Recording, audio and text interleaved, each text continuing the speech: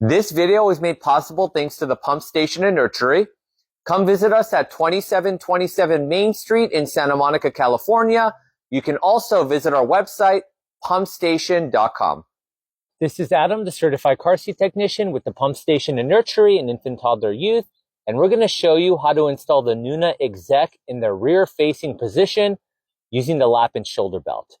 So make sure before you install the car seat yourself, you read the manual so that way you familiarize yourself with your chair. Now, if you look on the side of the car seat, everything is color-coded to make things a little bit easier. Blue is for rear-facing, red is for front-facing, and purple is for booster mode. So right now, we got to set it up for rear-facing. There's a dark gray button on both sides of the car seat. It says press and recline. That'll let you change the different angles on the car seat. And because we're doing rear-facing, we have to make sure that the numbers are in the blue. So I'm going to push the one on my side, and as I'm pushing and holding, I'm able to adjust the tilt. 1 is the most reclined, 4 is the most upright. So once I've chosen my angle, we can move on to the next step, which is to adjust the leg extender / anti-rebound bar. On both sides of the leg, there is a gray button. You need to push it, and that'll let us extend the leg. And we need to flip it to the most upright position. We have to make sure that it fits flush with the back of the vehicle seat. So make sure the car seat is flat and make sure the leg rest is right up against the vehicle. Now we need to open up our belt path. If we open up the cup holders, you're going to see a blue seatbelt sticker. That's letting you know where the seatbelt needs to go through on the car seat. So we need to open up both of them. There's one on each side. One is the entrance for the seatbelt and the other one is the exit. Now I'm going to loosen up the straps. I'm going to move the straps out of the way. The last door we have to open is our installation door, and that is located under the fabric. So that's why I moved the straps out of the way, so it's going to be easier to also move the fabric out of the way.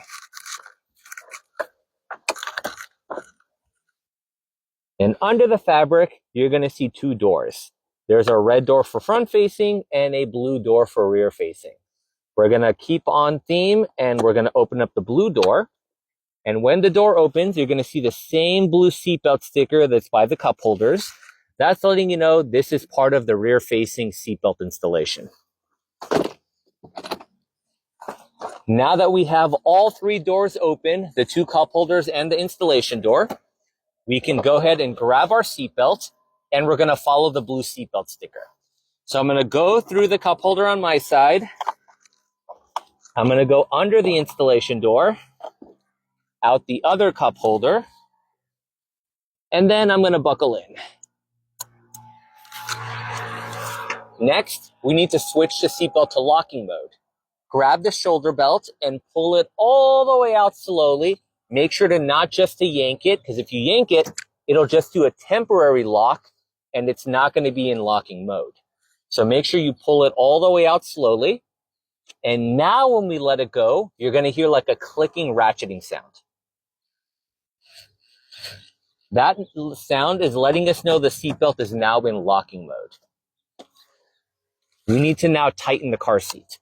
So grab the shoulder belt from the inside of the chair. And as I'm pulling the shoulder belt away from the buckle, my body and hand is pushing down on the car seat. And I'm going to slowly rock it from side to side as I'm tightening it. So you're just kind of pushing the car seat into the vehicle seat. And all of the seatbelt slack I'm pulling, I want to make sure to feed it back in the car so it continues to lock and keeps everything snug. The last thing we're going to do is we're going to close the installation door. So push the door down. You're going to feel some tension. That's because this door is a tension door. As you close it and lock it, it's going to continue to tighten the seatbelt.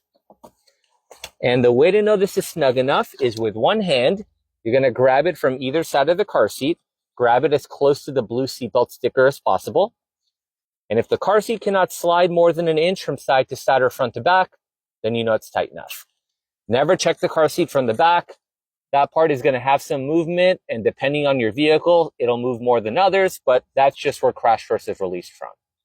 If you don't want to use the cup holders now, you can just push them down so they're out of the way.